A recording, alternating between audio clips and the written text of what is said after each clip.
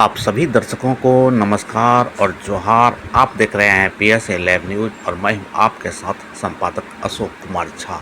आज पहली बार ऐसा हुआ है कि इन 12 सालों के इतिहास में PM मोदी का संसद में इस तरह की हार हुई है। मातृवंदन अधिनियम 2026 इस तरह से संसद में गिर चुका है और PM मोदी की संसद में इस तरह से आज पहली बार ऐसा हुआ है कि इन 12 साल के इतिहास में संसद में PM मोदी की ऐसी हार हुई है। इस अधिनियम के गिर जाने के बाद PM मोदी राष्ट्र के नाम संबोधन कर रहे हैं। आइए सुनते हैं PM मोदी का यह राष्ट्र के नाम संबोधन। आज मैं एक बेहद महत्वपूर्ण विषय पर विशेषकर देश की माताओं, बहनों और बेटियों से बात करने के लिए आया हूं।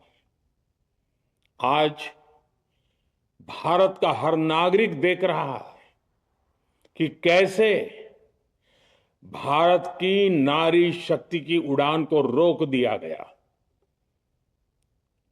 उनके सपनों को बेरहमी से कुचल दिया गया। हमारे भरसक प्रयास के बावजूद हम सफल नहीं हो पाए। नारी शक्ति वंदन अधिनियम में संशोधन नहीं हो पाया और मैं इसके लिए सभी माताओं, बहनों, उनसे मैं क्षमा प्रार्थी हूं। साथियों, हमारे लिए देश हित सर्वोपरि है,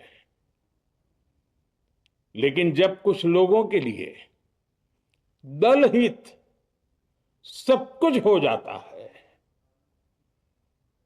दल हित देश हित से बड़ा हो जाता है, तो नारी शक्ति को, देश हित को इसका खामियाजा उठाना पड़ता है।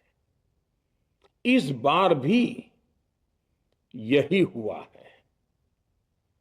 कांग्रेस, DMK, TMC और समाजवादी पार्टी जैसे दलों की स्वार्थी राजनीति का नुकसान देश की नारी शक्ति को उठाना पड़ा है। साथियों, कल देश की करोड़ों महिलाओं की नजर संसद पर थी। देश की नारी शक्ति देख रही थी। मुझे भी ये देखकर बहुत दुख हुआ कि जब ये नारी हित का प्रस्ताव गिरा तो कांग्रेस, DMK, TMC, सपा जैसी परिवारवादी पार्टियां खुशी से तालियां बजा रही थी। महिलाओं से उनके अधिकार छीनकर ये लोग मेजें थपथपा रहे थे। उन्होंने जो किया वो केवल टेबल पर थाप नहीं थी, वो नारी के स्वाभिमान पर, उसके आत्मसम्मान पर चोट थी। और नारी सब भूल जाती है, अपना अपमान कभी नहीं भूलती। इसलिए संसद में कांग्रेस और उसके सहयोगियों के उन सबके व्यवहार की कसक हर नारी के मन में हमेशा रहेगी।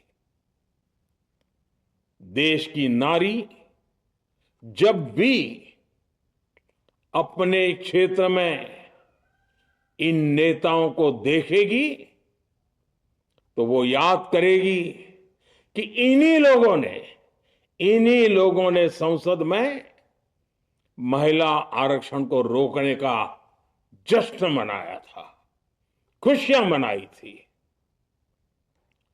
कल संसद में नारी शक्ति वंदन संशोधन का जिन भी दलों ने विरोध किया है, उनसे मैं दो टूक कहूंगा। ये लोग नारी शक्ति को फॉर ग्रांटेड ले रहे हैं। वो ये भूल रहे हैं कि 21वीं सदी की नारी देश की हर घटना पर नजर रख रही है।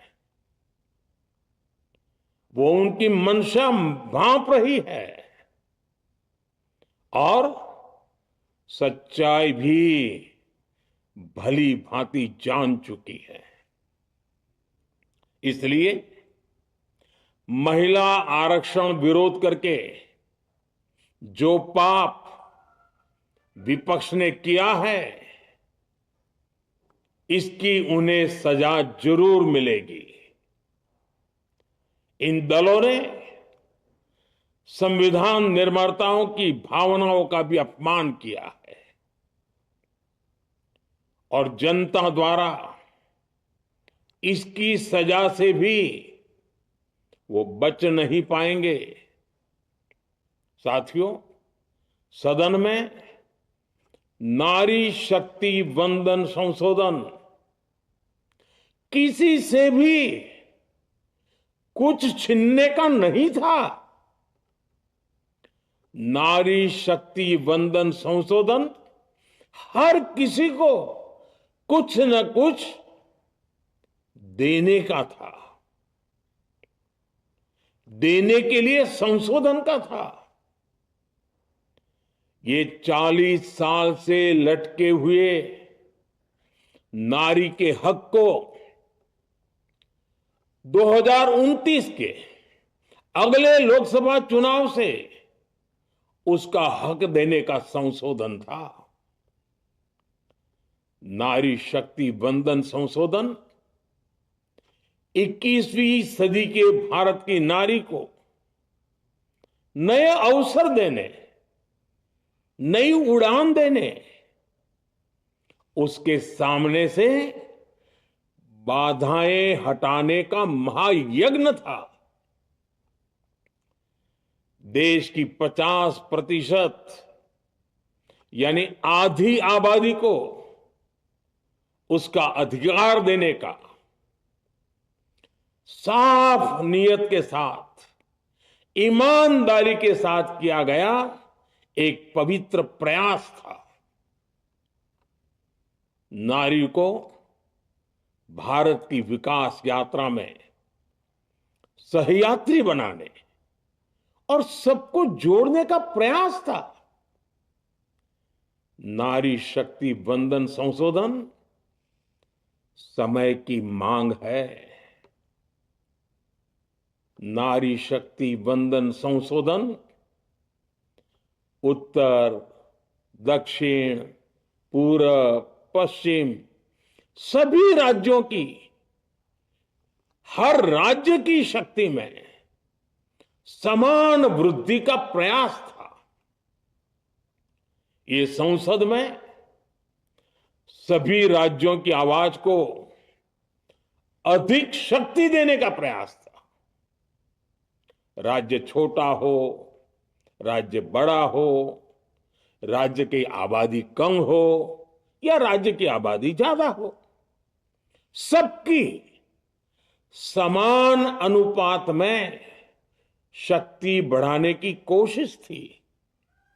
लेकिन इस ईमानदार प्रयास की कांग्रेस और उसके सहयोगियों ने सदन में पूरे देश के सामने भ्रूण हत्या कर दी है। भ्रूण हत्या कर दी है। ये Congress, TMC, Samajwadi party, DMK जैसे दल इस भ्रूण हत्या के गुनहगार हैं। ये देश के संविधान के अपराधी हैं।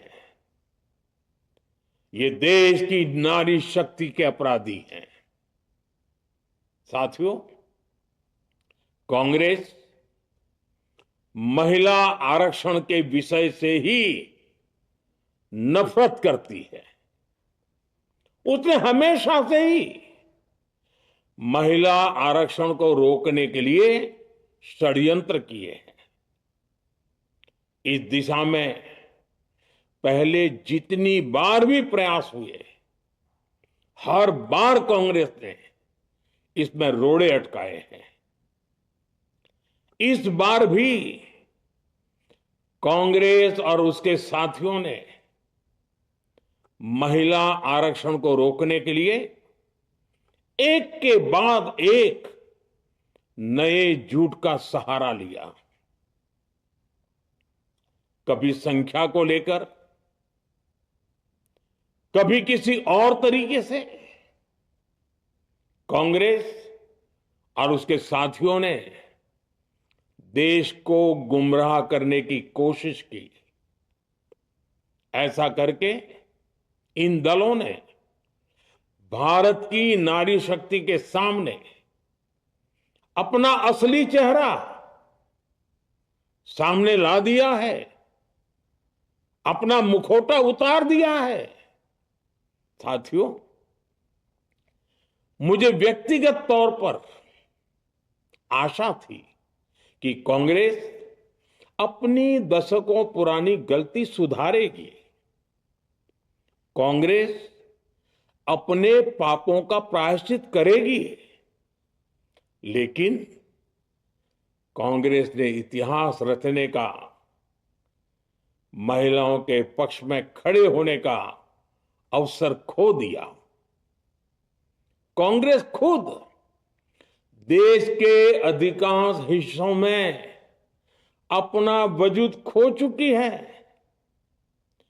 कांग्रेस परजीवी की तरह क्षेत्रीय दलों की पीठ पर सवार होकर खुद को जिंदा रखे हुए है। लेकिन कांग्रेस ये भी नहीं चाहती कि क्षेत्रीय दलों की ताकत बढ़े। इसलिए कांग्रेस ने इस संशोधन का विरोध करवाकर अनेक क्षेत्रीय दलों के भविष्य को अंधकार में धकेलने का राजनीतिक षड्यंत्र किया है।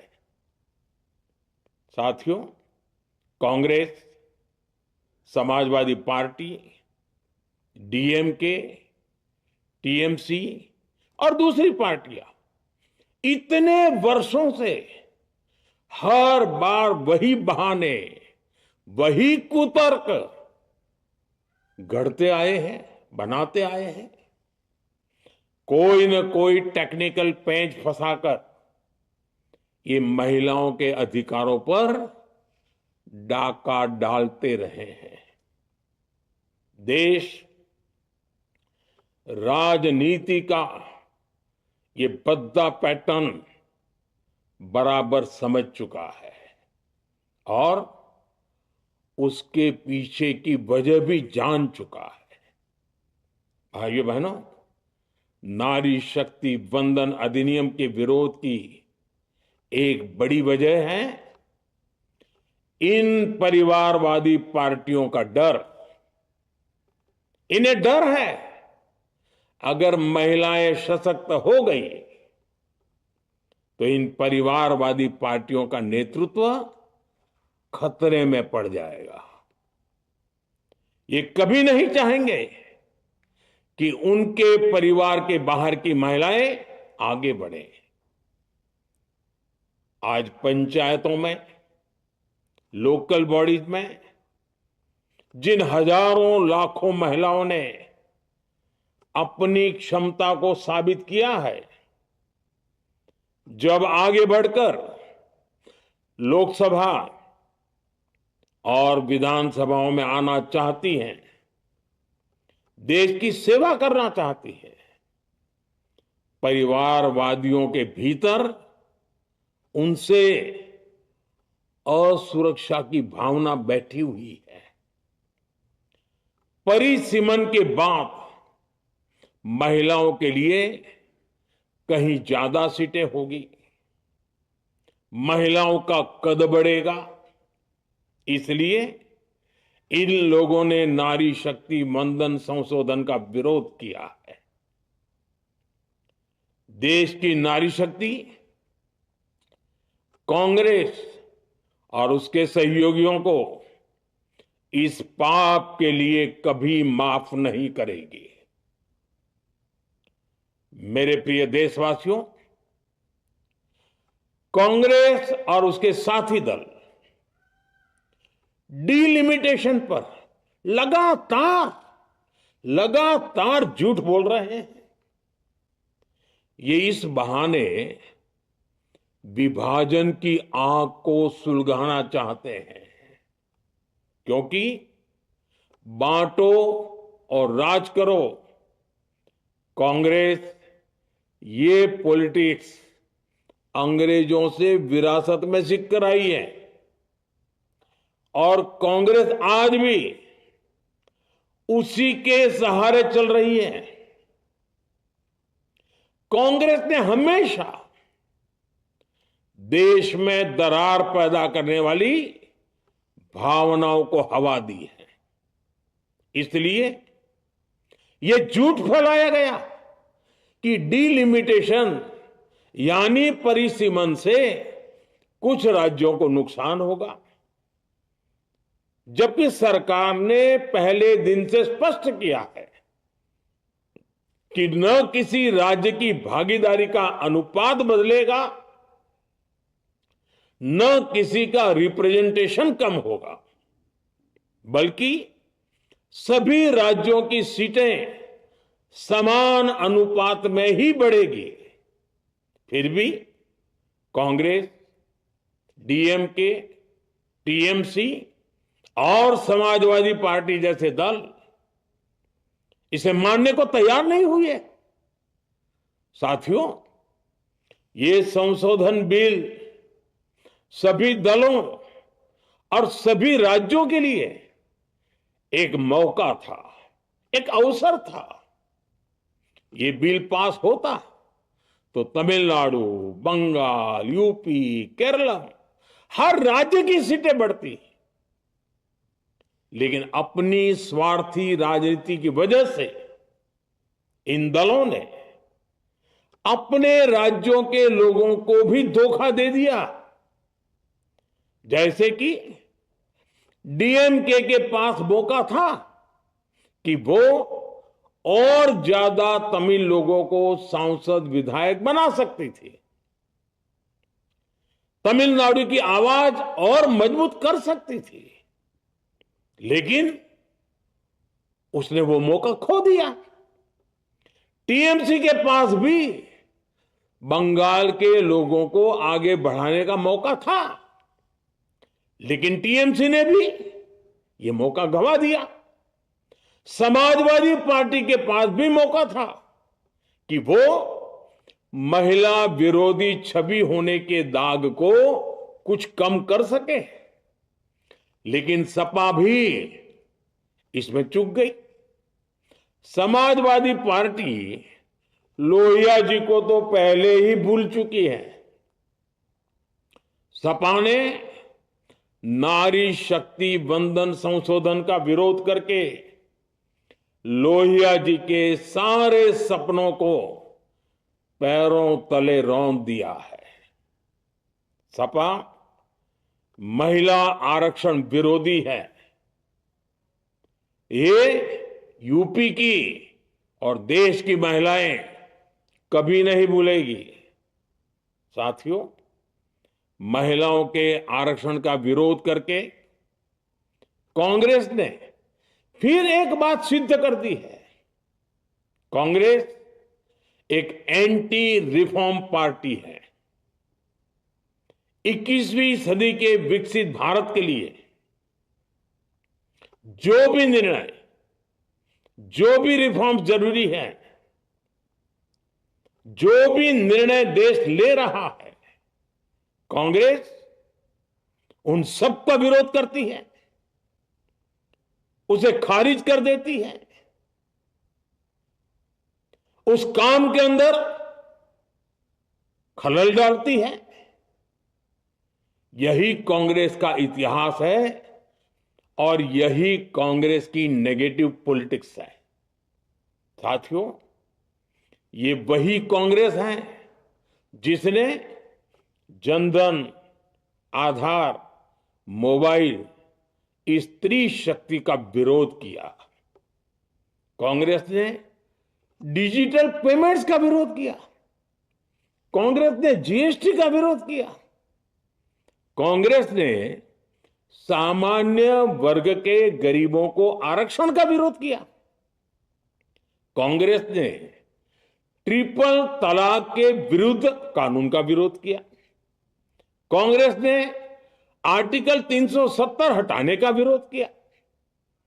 हमारा संविधान, हमारे कोर्ट जिस यूनिफॉर्म सिविल कोड, समान नागरिक आचार संहिता को, यूसीसी को जरूरी बताते हैं, कांग्रेस उसका भी विरोध करती है। रिफॉर्म का नाम सुनते ही कांग्रेस विरोध की तख्ती लेकर दौड़ पड़ती है। ऐसा कोई भी काम जिससे देश मजबूत होता है, कांग्रेस उसमें बाधाएं खड़ी करने के लिए पूरी शक्ति लगा देती है। Congress one nation one election का विरोध करती है। कांग्रेस देश में घुसपैठियों को भगाने का विरोध करती है। कांग्रेस मतदाता सूची के शुद्धिकरण, एसआईआर का विरोध करती है। कांग्रेस वक्फ बोर्ड में रिफॉर्म का विरोध करती है। साथियों, कांग्रेस ने शरणार्थियों को सुरक्षा देने वाले सीएए कानून तक का विरोध किया। इस पर झूठ बोलकर, अफवाहें फैलाकर देश में बवंडर खड़ा कर दिया। कांग्रेस माओवादी नक्सली हिंसा को समाप्त करने के देश के प्रयासों में भी रुकावटें डालती है। कांग्रेस का एक ही पैटर्न रहा है, कोई भी रिफॉर्म आए तो झूठ बोलो, भ्रम फैलाओ। इतिहास साक्षी है, कांग्रेस ने हमेशा यही नेगेटिव रास्ता चुना है। साथियों, जो भी कार्य देश के लिए जरूरी फैसला होता है, कांग्रेस इसको कारपेट के नीचे डाल देती है। कांग्रेस के इसी रवैये की वजह से भारत विकास की उस ऊंचाई पर नहीं पहुंच पाया जिसका भारत हकदार है। आजादी के समय उस दौर में हमारे साथ और भी कई देश आजाद हुए थे। ज्यादातर देश हमसे बहुत आगे निकल गए और इसकी वजह थी कि कांग्रेस हर रिफॉर्म को रोककर बैठी रही। लटकाना, भटकाना, अटकाना, यही कांग्रेस का सिद्धांत रहा है, यही कांग्रेस का वर्क कल्चर रहा है। कांग्रेस ने पड़ोसी देशों के साथ सीमा विवादों को लटकाया। कांग्रेस ने पाकिस्तान के साथ पानी बंटवारे से जुड़े विवादों को लटकाया। कांग्रेस ने ओबीसी आरक्षण के निर्णय को 40 साल तक लटकाए रखा। कांग्रेस ने सैनिकों के लिए वन रैंक वन पेंशन को 40 साल तक रोके रखा। साथियों, कांग्रेस के इस रवैये ने हमेशा देश का बहुत बड़ा नुकसान किया है। कांग्रेस के हर विरोध, हर अनिर्णय, हर छल प्रपंच का खामियाजा देश ने भुगता है, देश की पीढ़ियों ने भुगता है। आज देश के सामने जितनी भी बड़ी चुनौतियां हैं, वो कांग्रेस के इसी रवैये से उपजी हुई है। इसलिए ये लड़ाई सिर्फ एक कानून की नहीं है, ये लड़ाई कांग्रेस की उस एंटी रिफॉर्म मानसिकता के साथ है जिसमें सिर्फ नेगेटिविटी है, नकारात्मकता है। और मुझे इसमें कोई संदेह नहीं है कि देश की सभी बहनें बेटियां कांग्रेस की इस मानसिकता को करारा जवाब दे के रहेगी। साथियों, कुछ लोग देश की महिलाओं के सपने टूटने को सरकार की नाकामी बता रहे हैं, लेकिन ये विषय कामयाबी या नाकामयाबी क्रेडिट का था ही नहीं। मैंने संसद में भी कहा था, आधी आबादी को उनका हक मिल जाने दीजिए, मैं इसका क्रेडिट विज्ञापन छपवाकर विपक्ष के सभी लोगों को दे दूंगा। लेकिन महिलाओं को दकियानुसी सोच से देखने वाले फिर भी अपने झूठ पर अड़े रहे, कायम रहे। साथियों, नारी शक्ति को भागीदारी दिलाने की लड़ाई दशकों से चल रही है। वर्षों से मैं भी इसके लिए प्रयास करने वालों में से एक हूं। कितनी ही महिलाएं ये विषय मेरे सामने उठाती रही हैं, कितनी ही बहनों ने पत्र के द्वारा मुझे सारी बातें बताई हैं। मेरे देश की माताएं, बहनें, बेटियां, मैं जानता हूं आज आप सब दुखी हैं, मैं भी आपके इस दुख में दुखी हूं। आज भले ही बिल पास कराने के लिए जरूरी 66% वोट हमें नहीं मिला हो, लेकिन मैं जानता हूं देश की 100%, 100% नारी शक्ति का आशीर्वाद हमारे साथ है।